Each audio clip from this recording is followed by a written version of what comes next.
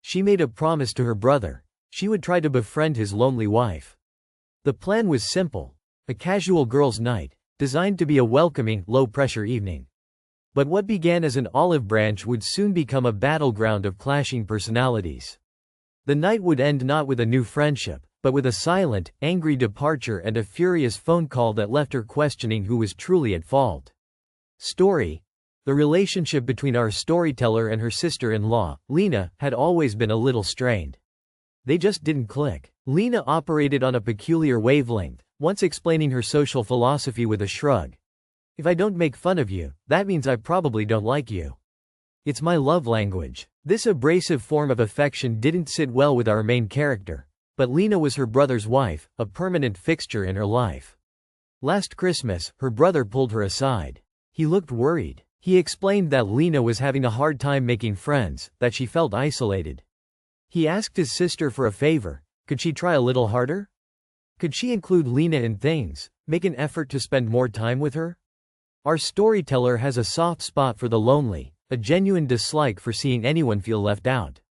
So, she agreed. She would try. A few weeks later, the perfect opportunity presented itself. She was planning a girls' night. Nothing wild, just a relaxing evening with friends. The agenda was simple. Skincare masks, some bubbly wine, and easy conversation. She asked her friends to bring whatever else they liked. Thinking of her promise, she extended an invitation to Lena. The night of the party arrived. The atmosphere was light and comfortable. Then, Lena walked in. In her hands were two items that immediately felt out of place. A complex-looking board game called Carcassonne and a bottle of Jack Daniels. While none of the women were particularly into board games, our storyteller was determined to make this work. No harm in trying something new. Great, she said, go ahead and get it set up. They gathered around the table as Lena laid out the intricate tiles. But the game, like Lena's sense of humor, was not a hit. The rules were confusing, and the group struggled to get the hang of it. Lena's patience wore thin. Her annoyance was visible, a dark cloud forming over the party. When it became clear the game was a bust, she asked, a little sharply, if there was at least a video game console, a Switch or something.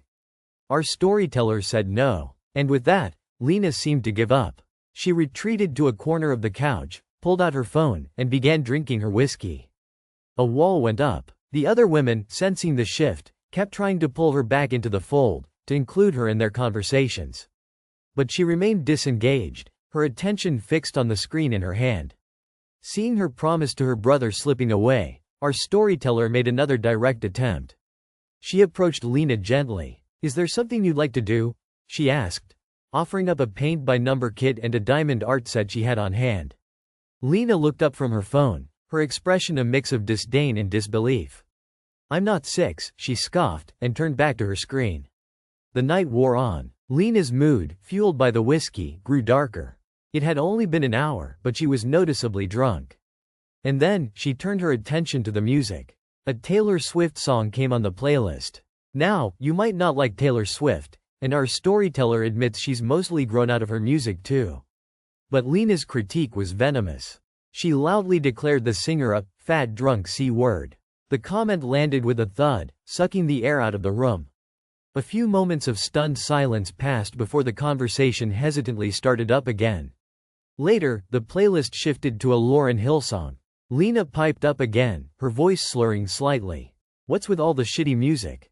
That was it. The promise to her brother, the desire to be a good host, the patience she had been clinging to all evening, it all evaporated. Our storyteller had reached her limit.